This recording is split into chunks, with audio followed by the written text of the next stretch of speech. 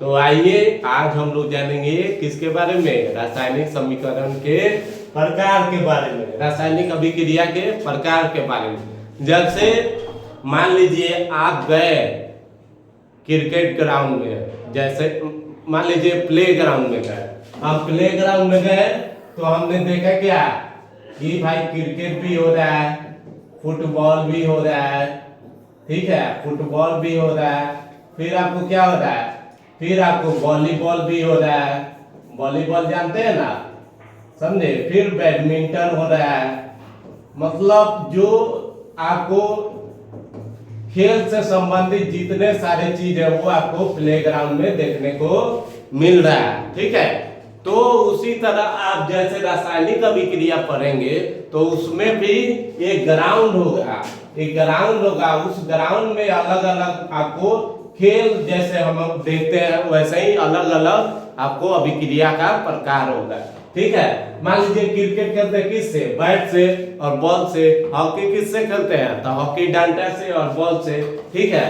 तो खेल का अलग अलग स्रोत है, समझे, अलग अलग मतलब खेल का अलग अलग क्या सिंबल है। उसी तरह रासायनिक समीकरण में भी जो समीकरण आप पढ़िएगा, रासायनिक अभिक्रिया में जो अभिक्रिया पढ़िएगा उसका अलग अलग समीकरण देखने को मिलेगा।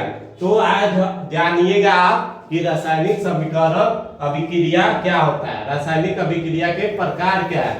तो देखिए सबसे पहले आपको संयोजन अभिक्रिया, तो इसमें देख रहा है खास तौर पर कि दो पदार्थ मिलेगा, संयोजन मतलब जुड़ना, तो नए पदार्थ का निर्माण होगा, उस अभिक्रिया को संयोजन अभिक्रिया बोलेंगे। आया समझ में, आपको शॉर्टकट में बता दे रहे, फिर इसके बारे में डिटेल में पढ़ना है, ठीक है। ये तो अभी शुरुआत है, अभी आपको नहीं कहते हैं कि अभी तो टेलर है, पिक्चर अभी बाकी है, तो पिक्चर आने वाला है, तो घबराइए नहीं। चलिए वियोजन अभिक्रिया, तो वियोजन में क्या अलग होना, वियोग नहीं होता है कि हम वियोग कर लिए, हम डाइवोर्स दे दिए, हम नहीं रहेंगे तुम्हारे साथ, तुम धोखा दिए हमको, ठीक है, तो हम तुम्हारे साथ नहीं रहेंगे। तो उसी तरह वियोजन है, वो दूसरे पदार्थ में नहीं रहता है, टूट कर अलग हो जाता है, उसको वियोजन अभिक्रिया कहते हैं, समझे। आप देखिए ऊष्मा शोषी अभिक्रिया, मतलब ऊष्मा को जो सोखता है उस अभिक्रिया को ऊष्मा शोषी अभिक्रिया कहते हैं, और जो ऊष्मा का निर्माण करता है उसको ऊष्मा क्षेपी अभिक्रिया कहते हैं, समझे। चलिए विस्थापन में क्या होगा कि आपको मान लीजिए चंदन सर आए, हमको धक्का दे के आप पढ़ाने लगे, ठीक है, कहेंगे सर आप अच्छा नहीं पढ़ा रहे, हमारे पढ़ाएंगे, ठीक है। तो हम क्या हो गए, विस्थापित हो गए, यहाँ से अलग हो गए, तो वो अभिक्रिया कौन हो गया, विस्थापन अभिक्रिया। और द्विविस्थापन अभिक्रिया, द्विविस्थापन मतलब दोनों साइड से विस्थापित होगा, एक साइड से नहीं। मान लीजिए हम इस तरह खा रहे हैं तो दोनों हाथ पर क्या डंडा बरस रहा है, तो चोट दोनों हाथ पर लग रहा है और हमको भी बुझा रहा है, तो ये अभिक्रिया जो है वो दोनों साइड होगा, उसको क्या बोलेंगे, द्विविस्थापन अभिक्रिया। और उसके बाद कौन सा अभिक्रिया होता है, देखिए अवक्षेपण। अवक्षेपण मतलब एक ठोस पदार्थ बन जाएगा, दही जैसा जम जाएगा पेनी के अंदर, ऐसे जो परखनली है ना, यहाँ रिएक्शन कराइएगा तो यहाँ जम जाएगा, समझे, तो वो अवक्षेपण अभिक्रिया बोलते हैं। फिर आता है आपको, फिर देखिए उदासीनीकरण। उदासीनीकरण मतलब उदास कर देगा। मान लीजिए अम्ल और क्षार के साथ अभिक्रिया कीजिएगा तो क्या बनेगा, लवण और जल, क्या बनेगा, लवण और जल। देखिए लवण और जल बनेगा, समझे।